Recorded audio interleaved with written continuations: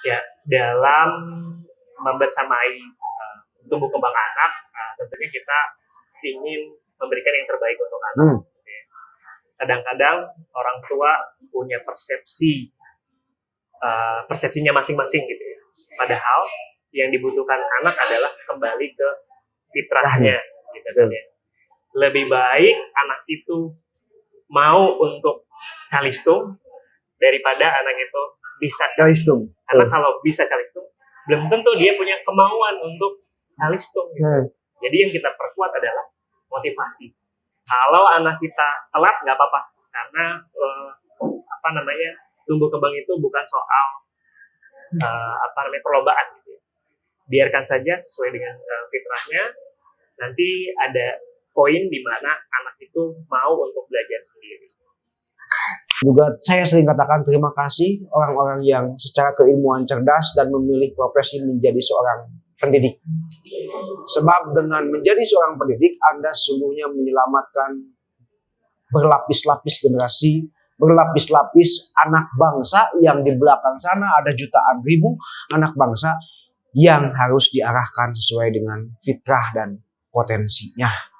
Di tengah gempuran orang tua yang hari ini menginginkan anak-anaknya untuk segala tahu, segala bisa, tanpa segala penasaran yang ada dalam dirinya, sesungguhnya itu sudah mematikan potensi anak.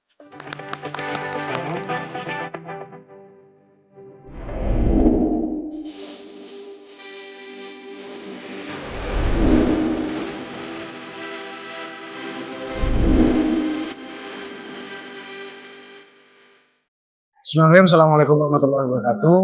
Selamat pagi, selamat siang, selamat sore, selamat malam. Bertemu lagi dengan saya di channel Bapak Milenial, Idola Keluarga, Keluarga Idola. Selama beberapa menit ke depan saya ingin ngobrol dan kedatangan tamu orang yang luar biasa. Tamu istimewa nih. Tamu istimewa. Salah satu aset mahal orang Garut nih. Aset pendidikan mahal orang Garut. Namanya Pak Rian Hara. Selamat datang. Selamat. Beliau salah satu orang yang menggagas berdirinya sekolah teman ibu atau Montessori House ya. Beliau juga orang yang mendesain kurikulum pendidikan dan juga mendesain bagaimana supaya kurikulum dan cara mendidik anak itu sesuai dengan perkembangan anak. Nah, pada kesempatan kali ini kita ingin ngobrol nih. Saya sering, jujur Pak Rian, saya sering lihat konten-konten beliau di Instagram. Banyak, nanti lihat konten-konten Instagramnya keren bos. Konten-kontennya isinya daging semua. Nah, tanpa banyak basa-basi saya ingin ngobrol banyak dengan Pak Rian. Satu terkait Montessori. Montessori itu apa? Bahkan gini, orang tua saya ngomongnya Montessori, sulit ngomong pokoknya itu apa kali susah. Gini, bagaimana Montessori itu apa, konsepnya gimana, latar belakangnya gimana Pak? Ya kira apa? Sampai nanti kita ketemu ngobrolin teman ibu. Nanti di ujungnya nanti kita ngobrolin. Ya kira apa? Iya. Kalau secara singkatnya, Montessori itu adalah sebuah kurikulum, metode pembelajaran yang awalnya memang dicetuskan oleh Dr. Maria Montessori. Maria Montessori itu di Itali. Nah, beliau itu mendesain kurikulum ini untuk anak-anak yang istilahnya termarginalis, terpinggirkan, ya betul, marginalized kids gitu ya. Nah, terus juga diperuntukkan oleh dulunya itu diperuntukkan untuk anak-anak yang berkebutuhan khusus. Awalnya itu ya, karena mereka sulit untuk diterima di jenjang pendidikan yang ada saat itu gitu ya. Yang familiar saat itu. Terus kasihan nih gimana yang punya kebutuhan khusus harus seperti apa. Kemudian beliau merancang yang seperti saat ini kita bisa nikmati sama-sama gitu ya. Jadi sebetulnya pembelajarannya bentuknya bermain. Pembelajarannya bentuknya bermain. Iya. Kalau di perguruan tinggi kebetulan saya pengalamannya lebih dan konsen saya lebih di. Oh iya, saya lupa beliau itu juga seorang dosen ya. Saya lupa saya. Terusin Pak. Sambil kenalan. Sambil kenalan, sambil jalan aja ya. Okay. Saya lebih banyak di kurikulum perancangan kurikulum di perguruan tinggi. Jadi kalau di kurikulum itu Montessori itu termasuk ke experience based learning. Ya. Jadi nanti Pak, bentar. Experience based learning. Apa tuh experience based learning itu apa? Karena bagi orang kampung itu bingung experience itu apa kan itu ya. Jadi apa? Jadi experience based learning itu di mana anak-anak akan belajar sesuai dengan pengalaman langsung.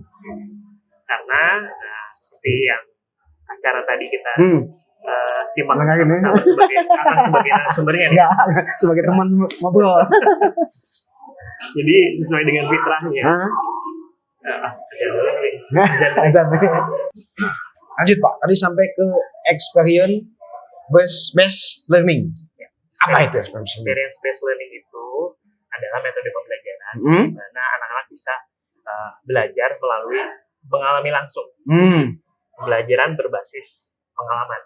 Pembelajaran berbasis pengalaman. Ya. Oke. Karena kalau dikembalikan ke kurikulum Montessori, ya, bahwa anak itu akan lebih punya pemahaman yang lebih baik, gitu ya, eksplorasi yang lebih baik ketika mereka mengalami langsung. Contohnya kemarin kita langsung kita ada field trip ya. Jadi anak-anak bisa melihat alam meskipun ya hanya sebagian ya. Miniaturnya gitu, tapi paling tidak itu bisa merepresentasikan lah ya pengalaman. Oh ternyata kuda itu ada yang ukurannya mini ya. Oh ternyata beda ya antara domba sama kambing. Betul. Walaupun orang Sunda namanya bukannya sama ya domba. Betul. Baik. Jadi metode Montessori itu merupakan metode. Saya ingin nanya Pak, kira-kira kurikulum Montessori-nya apa? Kurikulum pembelajaran yaitu berbentuk Montessori. Nah, saya ingin nanya, kira-kira kelebihan kurikulum Montessori ini dibanding dengan yang lain apa? Apa yang menjadi nilai values-nya apa kira-kira? Ya. Kalau dibandingkan dengan yang lain, kurikulum Montessori itu ya tadi ya lebih ke sesuai dengan pengalaman langsungnya. Pengalaman langsung tuh. Jadi anak itu belajar ya kita kembalikan lagi ke tahapan perkembangan anak usia 0 sampai 6 tahun ya, karena anak itu akan belajar lebih baik kalau dia mengalami langsung. Artinya otak anak itu harus belajar di sesuatu yang konkret. Otak anak itu harus belajar sesuatu yang konkret. Ya, belum bisa mencerna sesuatu yang abstrak. Jadi kalau misalkan ada belajar tentang sapi, ya akan lebih baik melihat sapi secara langsung. Kemudian kalau belajar tentang kelinci, melihat kelinci secara langsung. Di kelas pun, di kelas itu kita punya model-model mainan yang kita pilih sedemikian rupa biar bisa memperlihatkan ini loh wujud aslinya. Yang betul, ya, itu pun sebetulnya masih ada gradasinya ya, ada pengurangannya, tapi kita berikan model agar bisa merepresentasikan apa yang ada di alam. Betul. Jadi values-nya pertama pengalaman eksplorasi anak. Ya. Yang berikutnya untuk Montessori ya tadi ya, seperti yang kita bahas sebelumnya. Kembali lagi ke sesuai dengan fitrahnya. Mantap. Jadi yang diajarkan oleh Dr. Maria Montessori adalah follow the kids, salah satu. Follow the kids. The kids. Nah, apa itu follow the kids itu? Biar lebih terang benderang bagi kita nih. Bagi saya orang kampung terutama. Cukup filosofis ya. Gimana Pak? Jadi follow the kids itu sama ya seperti yang tadi kita diskusikan. Jadi kita mengacu pada fitrah anak seperti apa gitu. Jadi bukan driven by parents, tapi driven by kids. Jadi, driven by parent, driven by kids. Sebanyak kata-kata yang baru-baru nih. Driven by parent, apa itu Pak driven by parent itu? Iya, baik. Jadi pada intinya ya kita mengajari anak, memberikan pengalaman. Ya sebetulnya anak kan Bukan di sekolah itu bukan belajar ya, itu bermain. Montessori itu konsep utamanya bermain. Bermain gitu. Keunggulannya itu. Jadi dari situlah kita juga tertarik ya, untuk mewujudkan adanya sekolah Montessori. Kalau kembali ke follow the kids, ya pada intinya pembelajaran atau permainan di dalam kelas itu ya kita sesuaikan dengan minat anak, sesuai dengan motivasi kecenderungan anaknya kemana, dan dengan filosofi follow the kids itu juga berarti bahwa kita itu mempercayai anak itu, kita percaya bahwa anak itu secara fitrahnya bisa gitu kan ya, secara fitrahnya dia tuh bisa menjaga dirinya untuk bisa sehat gitu kan, dengan cara ya bergerak gitu ya. Makanya akan lebih baik ya, kita berikan juga porsi-porsi anak-anak itu bermain di outdoor. Kemudian ya kita perkuat juga. Nah ini mungkin salah satu value tambahan atau value yang unik dari teman ibu adalah kita pada intinya untuk memperkuat stimulasi tumbuh kembang anak. Stimulasi. Satu dari poinnya bermain, dua stimulasi ya. Betul. Gimana caranya nih? Dengan cara stimulasinya kayak gimana Pak? Ya. Sebelum ke cara mungkin ini bernostalgia dulu ya. Siap. Backgroundnya nih. Jadi awalnya kita suka atau jatuh cinta pada Montessori itu sebetulnya saya dan Miss Rahmi, istri saya, itu dua-duanya memang basicnya keperawatan. Wih keren. Jadi seorang perawat jadi seorang guru nih, lintas keilmuan ya. Gimana? Terus. Nah,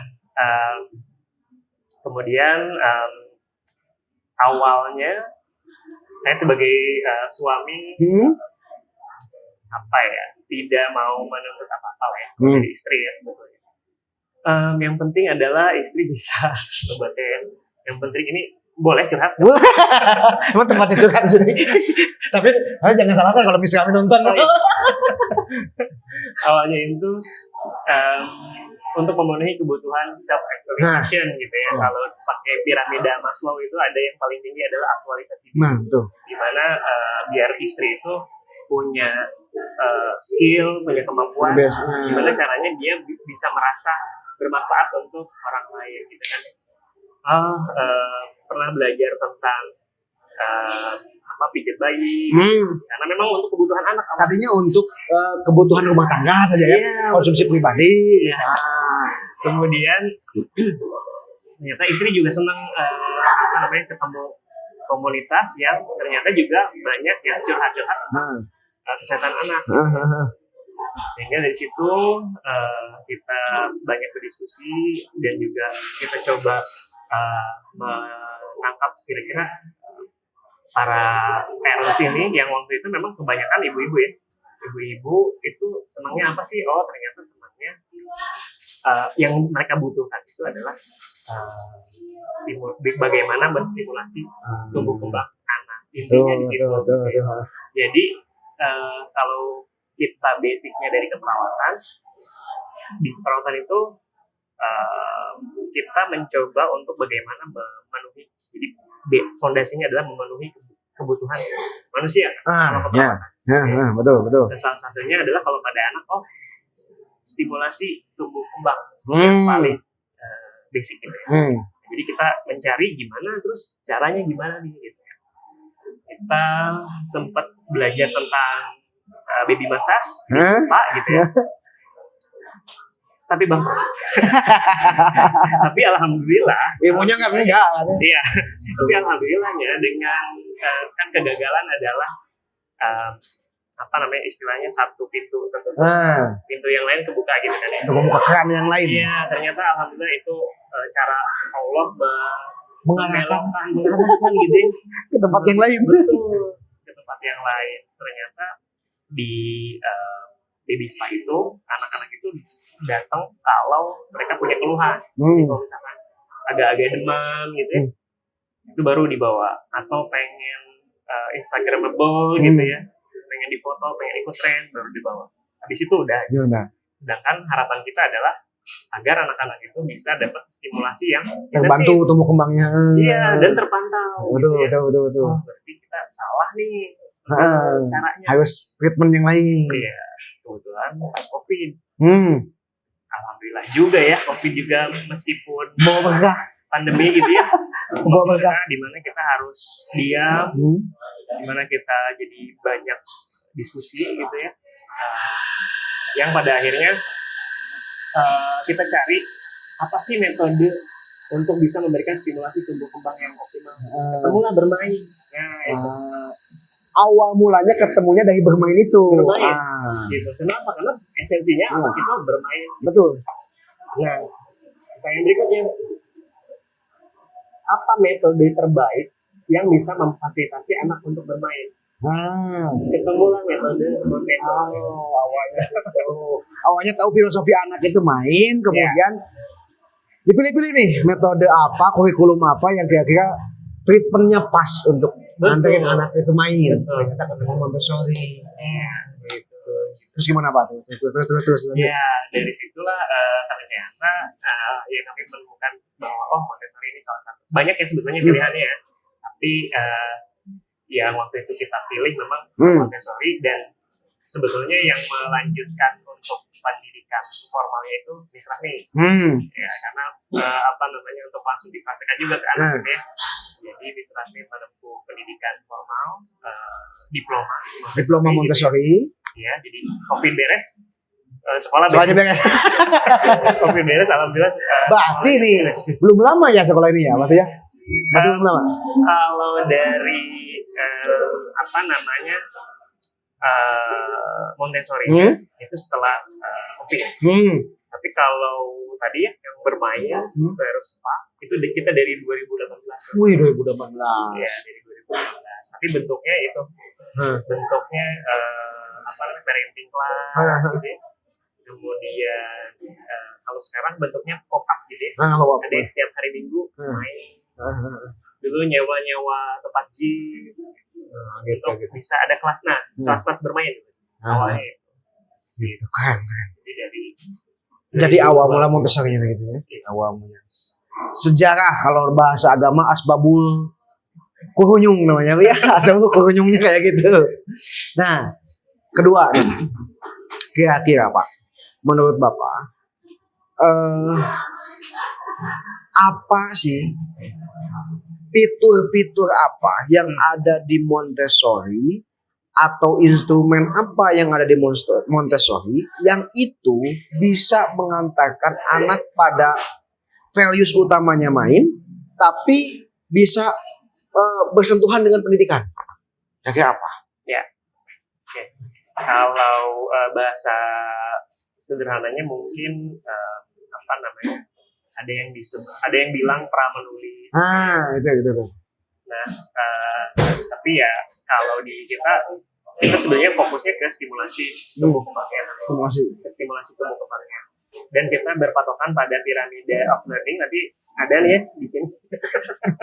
Diedit ya piramida of learning gitu ya. Piramida of learning, Bi. Gimana? Ada nanti kalau kita itu memberikan stimulasi tumbuh kembang yang optimal gitu ya. Semua sensorinya gitu. Itu yang akan berperan sebagai fondasi untuk perkembangan anak selanjutnya, termasuk kognitif. Istilahnya sih kalau sensorinya udah bagus, motoriknya udah bagus gitu ya. Untuk ke akademik, kemampuan akademik gitu ya, kognitif, itu sih bisa mengikuti. Betul. Nah, caranya ya kalau di Montessori kita pertama ada yang namanya lingkungan yang dipersiapkan. Lingkungan yang dipersiapkan. Lingkungan yang yang dipersiapkan itu ada dari miss-nya atau fasilitator ya. Fasilitator kan. Jadi kalau di kita bukan guru gitu ya, bukan ngajarin. Anak-anak ini gini cara menulis, enggak. Silakan tulis gitu. Ya. Tapi gurunya itu miss itu bertugasnya sebagai fasilitator. Gimana ya itu pembelajaran itu tergantung pada anaknya. Jadi ketika pagi-pagi anak datang, mereka memilih sendiri mau main apa hari ini. Mau beraktivitas apa di kelas itu. Silakan gitu ya. Jadi miss yang mengikuti. Gitu. Misalnya mau main sandpaper globe. Main sandpaper globe ya miss memfasilitasi. Mempresentasikan dulu gini cara mainnya. Kemudian anak memainkannya. Itu pertama, yang kedua ada aparatus. Jadi di Montessori itu ada yang namanya aparatus. Aparatus itu mainannya, mainan yang didesain sedemikian rupa. Mainan tapi dalam konteks belajar berarti ya? Oleh Dr. Maria Montessori gitu ya. Sehingga anak-anak itu bisa bermain, tapi sebetulnya dia tuh belajar sesuatu. Benar. Jadi memang si mainan ini sudah didesain sedemikian rupa agar anak bisa secara tidak sengaja gitu ya mempersiapkan mereka.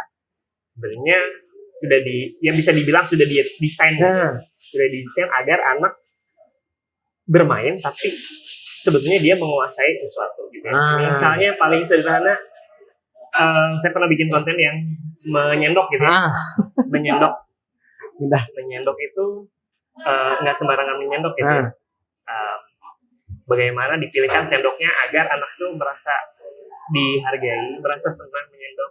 Kalau pakai sendok bebek, nggak langsung sendok yang makan biasanya, pakai sendok bebek. Kemudian juga dari kiri ke kanan. Simple kiri ke kanan tuh kenapa? Karena kita biasanya menulis dari kiri. Betul. Atau menyendok, cara megang. Ternyata dengan menyendok itu, meskipun bermain, ternyata dia mengasah motorik halus dan motorik kasar. Terutama motorik halus jari-jarinya. Itu tuh ternyata dia bahasanya adalah pra menulis gitu. Untuk mempersiapkan jari-jari supaya lentur, fleksibel gitu. Ketika megang pensil gitu. Nah, kemudian yang kalau saya baca-baca ternyata memang Dr. Maria Montessori itu dia memang betul-betul belajar geometrinya. Sehingga kan pertanyaannya, memangnya Dr. Maria Montessori paham ya tentang cara bikin mainan? Ternyata memang dia belajar. Ternyata memang dia mempelajari itu. Jadi selain dari pendidikannya, dia juga mempelajari aparatusnya berarti. Iya, gimana cara bikinnya. Jadi dikalkulasikan sedemikian rupa sehingga bisa memfasilitasi. Kalau kita membahasa di perguruan tinggi intended learning outcomes. Intended learning outcomes ya. Ini bahasa ibu-ibu. Ini segmen saya dah. Harusnya ibu-ibu. Nah, terus. Ya, jadi apa yang ingin dicapai itu memang gimana caranya bisa tercapai dengan aparatus atau mainan tersebut. Dan si mainan tersebut kenapa harus dihitung baik-baik gitu ya, didesain baik-baik, dia itu punya kemampuan untuk mengkoreksi sendiri. Contohnya ping tower kan. Betul. Kalau kita kan biasanya main balok, balok mah paling buat anak-anak di nyusun doang. Jalan bikin rumah. Kalau di ping tower itu warnanya satu. Kenapa? Karena memang dari filosofi Montessori-nya bahwa anak itu ketika bermain itu harus fokus ke satu tujuan. Dia mau belajar warna atau mau belajar menumpuk. Gitu. Jadi sekarang mau belajar, makanya warnanya satu, nggak warna-warni. Karena kalau warna-warni dia terdistraksi. Fokusnya, berarti Pak gini ya. Berarti untuk anak kecil sebetulnya di desain kelas itu nggak usah rame berarti ya? Iya betul. Di Montessori itu natural memang. Makanya di sekolah kita ya kayak gini ya. Suasananya ini juga mirip-mirip ya. Suasananya natural, terus lebih ke black ada black and white sama warna-warna natural kayu. Betul. Itu khusus untuk fokus. Nah, kalau yang tadi saya ceritakan si apa tuh Pink Tower itu, itu punya kemampuan self correction. Jadi ketika anak salah menyusunnya, Dia akan jatuh. mendeteksi salahnya sendiri. Dia akan jatuh. Nah, filosofi follow the kids-nya adalah peran si fasilitator. Kita tidak boleh memberikan interupsi. Jadi kalau anak lagi sendiri, jadi yang luar biasanya adalah dengan dia bermain sendiri dengan si Pink Tower-nya itu jatuh, dia akan tahu, oh saya salah. Benar. Kebanyakan di kita dosa masa lalu kita di TK, ketika kita sebelum melakukan sesuatu, bahkan belum selesai, itu sudah diintervensi duluan. Jangan gitu, kayak gini ya gini. Padahal itu secara teori salah. Yang kedua tadi, bahwa pendeteksian alat itu memang sudah mendeteksi ketika salah itu, anak sudah tahu. Iya. Itu yang keren itu ya. Self correction kan. Itu. Jadi nggak sembarangan, cuman main doang. Benar. Enggak, ini sudah didesain sedemikian rupa sih aparatusnya itu kan. Dan ya kalau kita perhatikan kan, kalau semakin sering anak diintervensi, dia jadi nggak pede gitu ya untuk belajar membangun towernya itu. Jadi kalau di analisis memang sangat kompleks gitu ya, dan itu makanya terlihat simpel, tapi sebetulnya kalau kita preteli, saya dari sisi kurikulumnya gitu ya, wah luar biasa banget ini ternyata ya. Betul. Ini orang lihat kan cuma numpuk doang kan, tapi behind jauh di belakang itu ada kurikulumnya, bahwa mengajarkan satu mengoreksi sendiri, yang kedua belajar untuk pede kan gitu. Iya, percaya diri. Karena mohon maaf kan, selama ini kan orang tua itu rata-rata ke anak itu pengen anaknya ideal. Sebelum beres ya betulin. Bahkan kemarin saya dengar cerita gini, ketika waktu COVID, yang cerdas itu bukan anaknya, tapi ibu bapaknya yang jago gambar sendiri. Dikirim kasih PR di Zoom gitu. Nah, nih, pertanyaan selanjutnya nih. Gini Pak Rian, kan ada tuh di beberapa satuan pendidikan, di beberapa tempat belajar yang juga menggunakan bagian Montessori itu sebagai bagian dari kurikulumnya. Nah, kenapa khususnya teman ibu sekolah ini menggunakan full seluruh kurikulumnya adalah Montessori? Nah, kok mungkin ada orang menganggapan di tempat lain juga adalah menggunakan metode itu, adalah menggunakan kurikulum itu. Kenapa Pak Rian memilih ini full semuanya? Kira-kira gimana? Oke, ini cukup sulit ya pertanyaannya. Tapi sebetulnya kita nggak ada kepentingan yang lain ya, intinya sih tidak ada kepentingan yang lain, bahwa yang kita terapkan ya betul-betul dari yang tadi saya ceritakan gitu ya, kita mencari metode yang paling golden so far yang mana sih gitu ya, dan itu kan udah berdasarkan research sampai 150 tahun gitu ya, usia kurikulum Montessori ini kan.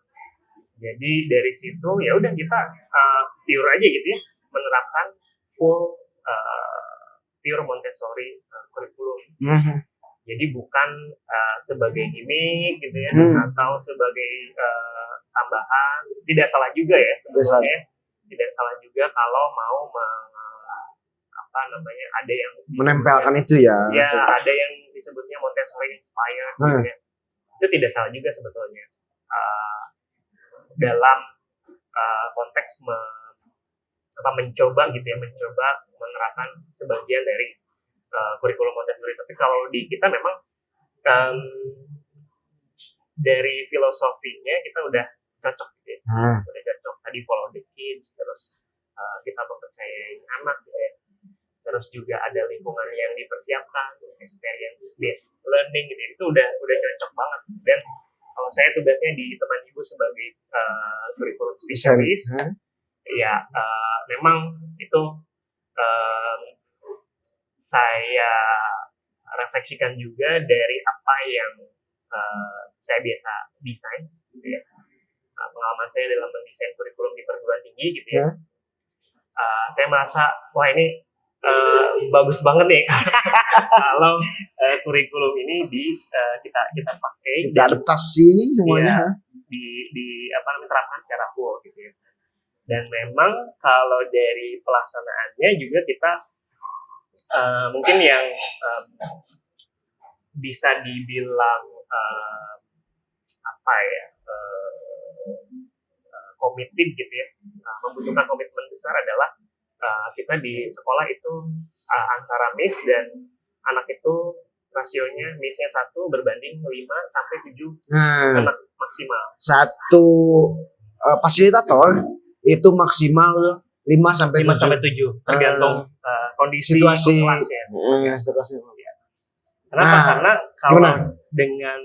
kalau rasionya lebih dari itu gitu ya, itu untuk memfasilitasi pembelajaran kan tadi berbasis personalized. Jadi tiap anak itu berbeda gitu ya pembelajarannya.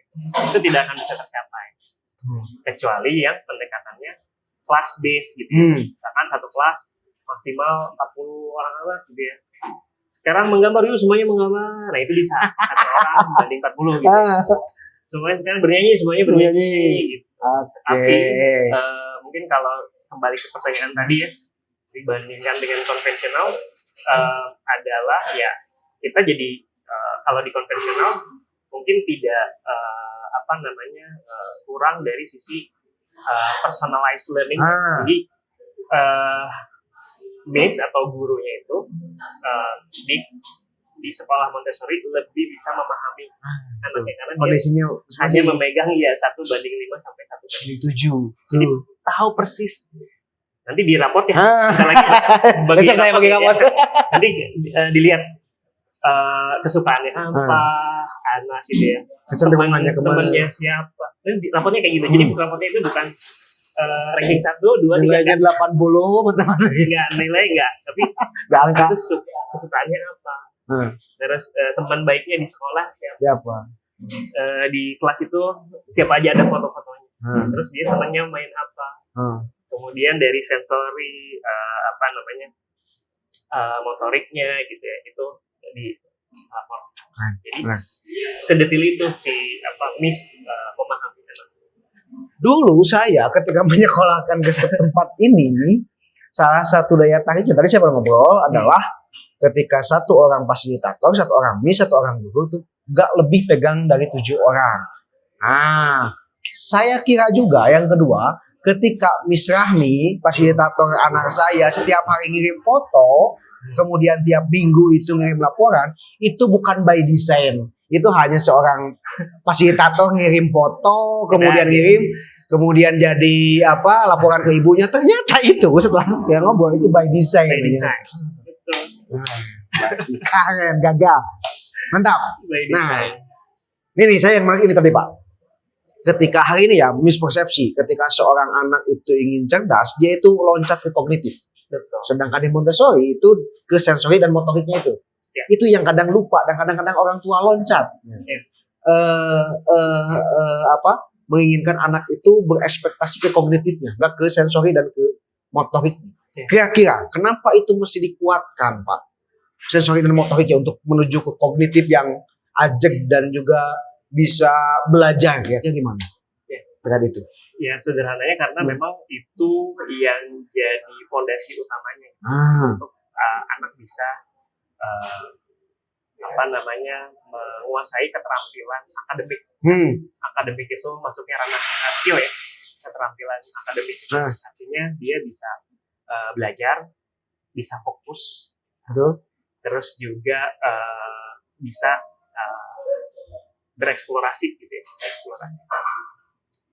Ya banyaklah skill-skill set yang lainnya ya, kegigihan gitu ya, kemudian juga ketekunan ya, dalam mempelajari gitu ya, kedisiplinan gitu ya. Nah itu didapat dari memperkuat tadi sensori motoriknya, kita stimulasi itu. Contohnya kalau anak banyak parents yang mengeluh katanya anak saya di kelas nggak bisa Lu bisa diem. diem. Gimana tah kira-kira? Anak SD kelas berapa gitu ya, kelas 1 atau kelas 2 nggak bisa diem gitu ya. Itu kalau dirunut lagi bisa jadi masalahnya ada pada kurang stimulasi sensori motorik. Kalau di Montessori kita utamakan itu. Gitu. Gimana caranya agar anak bisa fokus. Hanya tadi ya, dari satu pembelajaran aja, dari satu permainan aja, dari satu aparatus, itu kita bisa melihat bahwa anak itu dilatih untuk bisa fokus. Anak bisa fokus tadi menyendok gitu ya, dari Mindahin dari kiri kiri ke ke kanan. kiri ke kanan gitu. Itu ya selain motorik halus, motorik kasar, dia harus bisa fokus. Kemudian juga dari konsentrasi. Nah, kan di kelas itu kita memperhatikan juga level-level konsentrasinya. Gitu. Jadi level 1 anak itu masih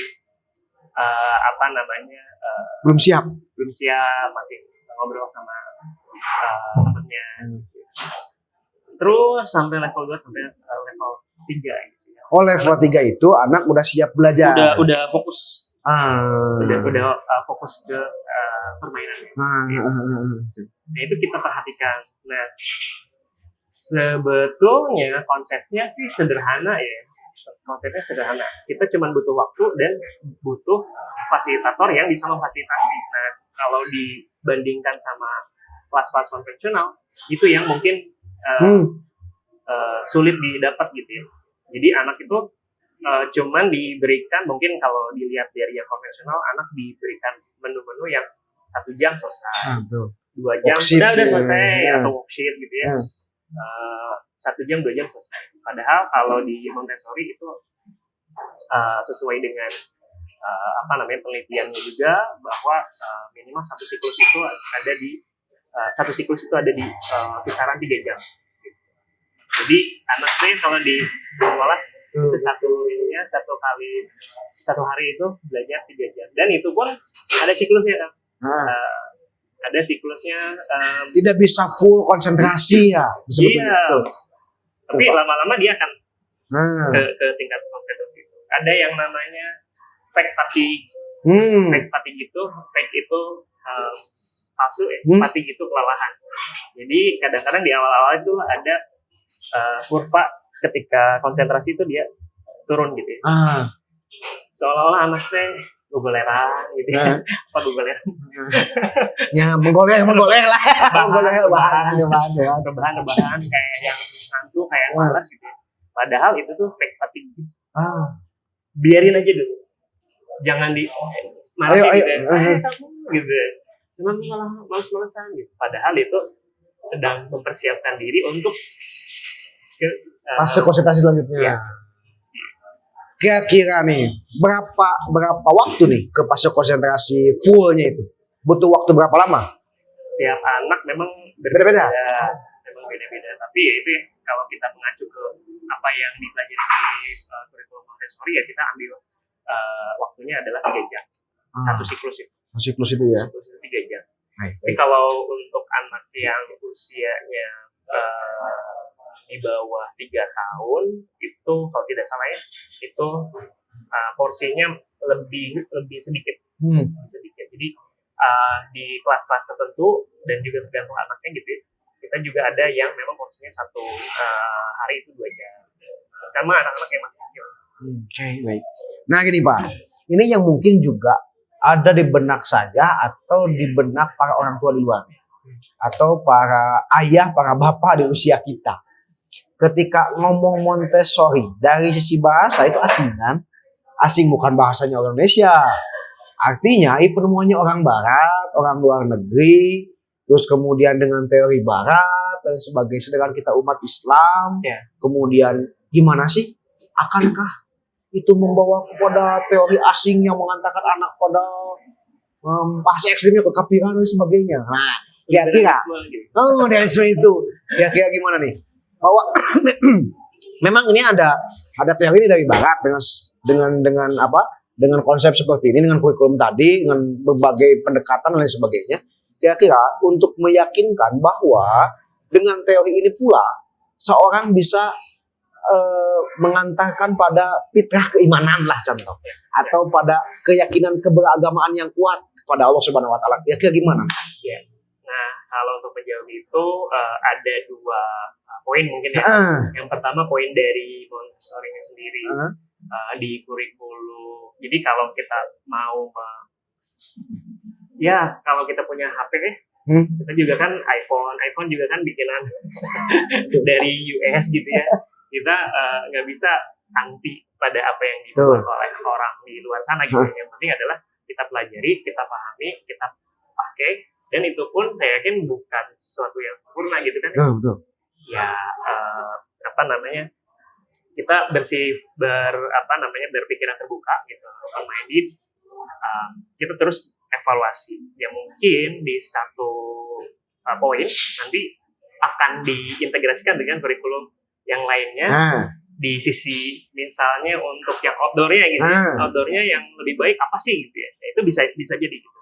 Jadi pada dasarnya kalau di teman Ibu Montessori House itu kita menerapkan ide untuk mengintegrasikan pembelajaran inovatif gitu.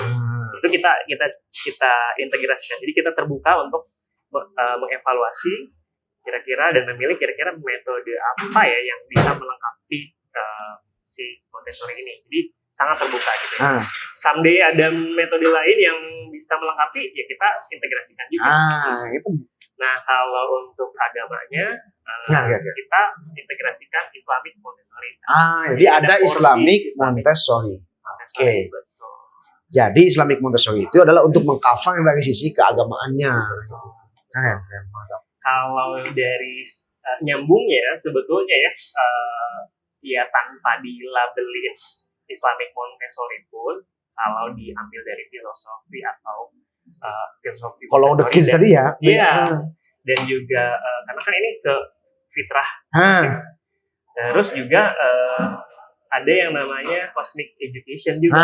Cosmic education. Dimana kalau di Montessori itu pada dasarnya memberikan pengalaman dan agar anak itu bisa paham bahwa dia tuh lahir ke dunia tuh mau ngapain sih, biar bisa apa sih gitu. Jadi biar bisa bermanfaat untuk makhluk yang lain, itu sama manusia tentunya, sama manusia, makhluk lain. Kan kalau belajar agama jadinya larinya hablum minallah dan hablum minas gitu. Cuman ya itu cuman beda bahasanya, ada kemasan aja.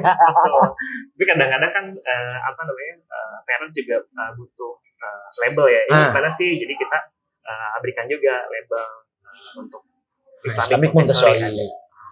Kayak gini, kayak filosofi orang Sunda. Belum makan nasi, padahal dia udah makan lepet 2, Pak. Padahal dia udah makan bubur, katanya belum sarapan kan, kayaknya gitu. Jadi mainnya di kemasan doang kan. Nah itu sudah ada sebelumnya, tapi karena kemasannya menginginkan ke sana, tidak ada ke sana. Oke, baik. Ini saya kira akan beres satu pertemuan ya. Kita nanti kita ngobrol di lain kesempatan, kita ngobrol di teman ibu di Montessori House. Namanya juga Montessori House. Montessori House itu artinya rumah Montessori. Rumah Montessori, sekolah. Saya tahu deh, bukan cuman muji, saya ingin kalimat itu terucap dari yang punyanya gitu. Namanya rumah Montessori, bukan sekolah ya. Karena orang lain selalu menganggap bahwa tersekolahkan dengan baik itu artinya terdidik dengan baik, padahal tidak. Nah, tidak jaminan ya? Tidak jaminan. Tersekolahkan dengan baik, sekolahnya rajin, setiap Senin sampai Jumatnya rajin, full day, belum tentu dia terdidik dengan baik. Nah, saya minta closing statement dari Pak Rian Hara, dan saya yakin menagih pertemuan selanjutnya ini ya. Gak akan selesai pertemuan. Kita ngobrol lagi di teman ibu nanti, supaya jangan dikeluarkan ilmunya semuanya, Pak. Biar penasaran nanti ya. Nah, terkait Montessori, pendidikan anak, perkembangan anak dan apa perlakuan terhadap anak. Ya kira menurut Pak Rian Hara sebagai seorang akademisi, sebagai seorang praktisi pendidikan di Montessori ini kayak gimana? Kenapa mesti ini? Bisa. Gimana? Kenapa mesti Montessori? Kenapa Montessori teh keren gitu? Ya. Ya. Motor. Ya tadi ya bahwa yang sudah saya jelaskan bahwa apa namanya di teman ibu Montessori House pada intinya kita menerapkan Montessori kurikulum secara pure gitu ya, secara pure dan menempatkan anak sebagai center dari apa namanya ya proses tumbuh kembangnya. Nah itu juga ya bahwa kita pada dasarnya berpatokan pada bagaimana agar anak itu bisa bisa bertumbuh dan berkembang secara optimal gitu. Jadi bukan melulu soal bagaimana bisa cari stung ya. Itu mah bonus lah ya. Itu mah bonus. Dari situ kalau stimulasi tumbuh kembangnya optimal, maka anak itu nanti akan mengikuti ya kalau untuk keterampilan akademiknya. Kemudian mungkin yang paling utama lainnya dari Montessori nggak cuman mendidik anak untuk bisa jadi orang yang terampil aja kan sebetulnya, tapi juga dari sisi soft skill-nya itu diperhatikan gitu ya. Jadi si proses bermain tadi itu kan aparatus itu sengaja cuma satu gitu untuk apa? Mendidik anak agar ngantri. Mau ngantri, mau giliran. Ya. Kemudian ya tadi ya dalam menyendok apa tuh makaroni gitu ya, menyendok ya. Itu anak dibiarkan untuk kalau ada yang jatuh ya dia pungut, dia rapikan sendiri. Itu mengajarkan anak untuk bertanggung jawab, mau untuk gigit gitu ya. Terus juga ketika dia memilih aparatusnya sendiri kan, menghargai pilihan. Iya, menghargai pilihan anak. Gitu ya. Jadi dari situ anak belajar dengan motivasi sendiri.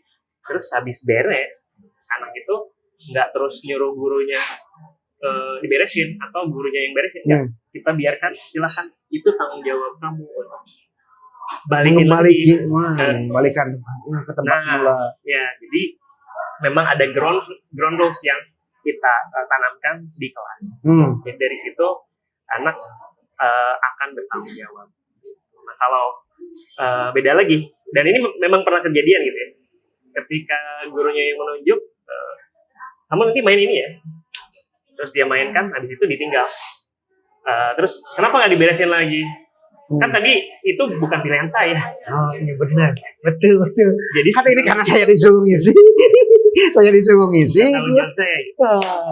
Jadi anak memang sebetulnya balik lagi ke fitrahnya, dia sebetulnya sudah punya modal untuk menjadi orang yang baik, nanti untuk jadi pembelajar yang baik, untuk punya motivasi belajar yang kuat. Gitu. Kita tinggal mencari metode mana yang terbaik untuk memfasilitasi itu. Dan kami juga di teman ibu tidak mengklaim bahwa Montessori ini yang terbaik dari segala metode, tidak.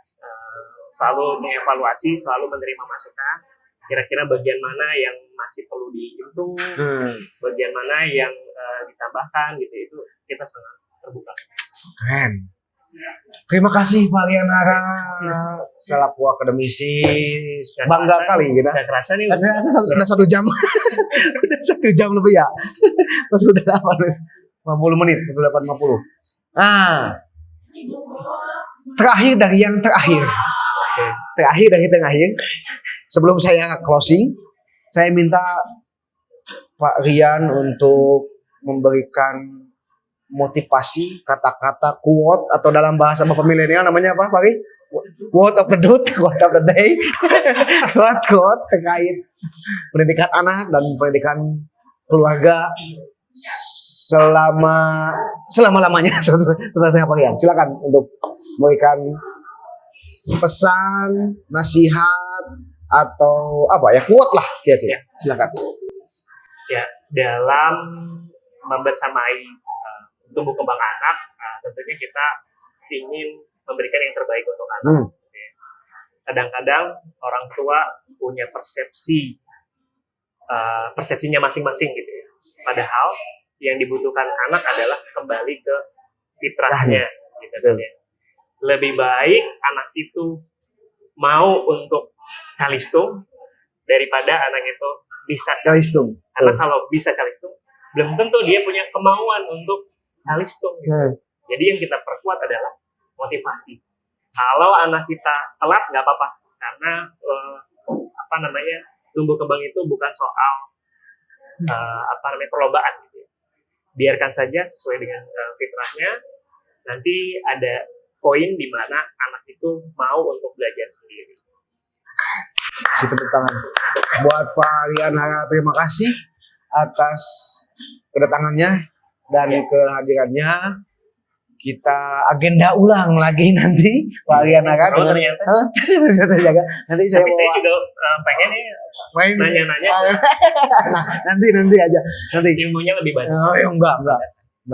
Kebetulan kalau usianya lebih tua dari Pak Rian ya. Kalau ilmunya enggak. Saya kira demikian.